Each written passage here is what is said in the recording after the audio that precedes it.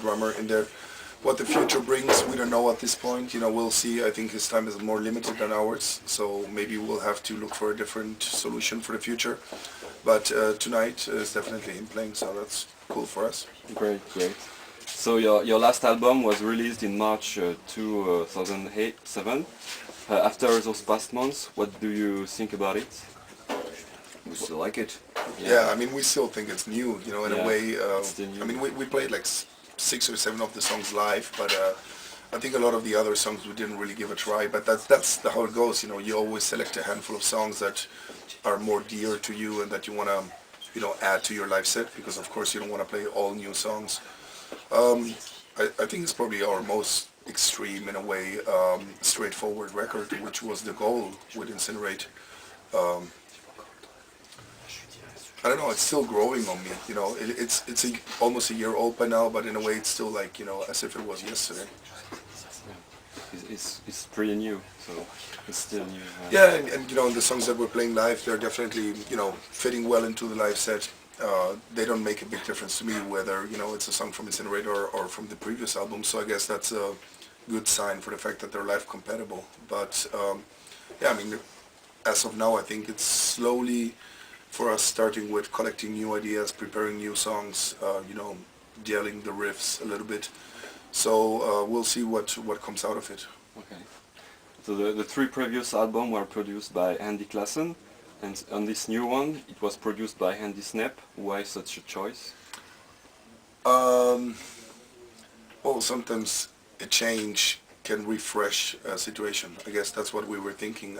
Actually, Andy Sneap did not produce the new album Incinerate. He did the mixing and the mastering.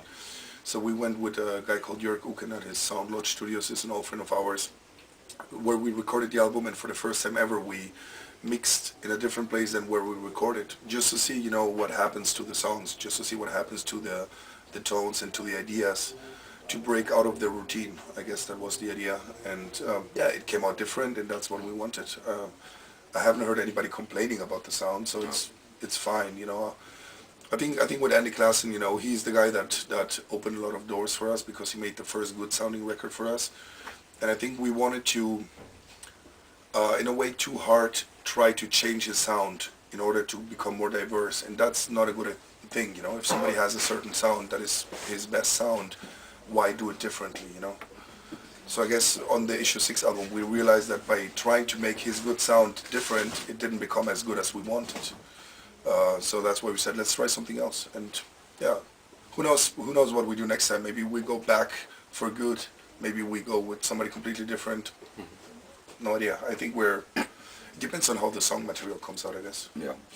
Yeah, well, to me, I'd like to be back with Andy Classen, because it feels like very familiar, with him again producing a new album, because I feel very confident working with him. Yeah, and depends on how much he bends over, So you released 7 albums since 1992, and what are your expectations for the next years? Continue what we do, actually, producing new songs, new albums, going on tour, have fun, meet friends. Yeah, it's hard enough to keep it together, after so many years, like you're saying. So I guess our expectations are basically to, progress in a way, to become better musicians, better performers, to,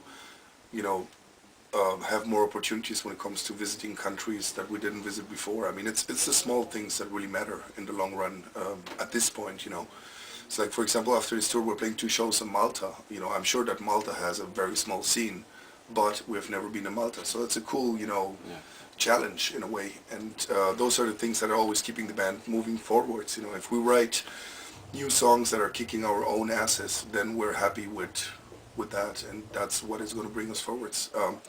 Expectations, to be honest, that's more, people seem to think that a band always needs to have certain expectations. I think we have goals without expectations.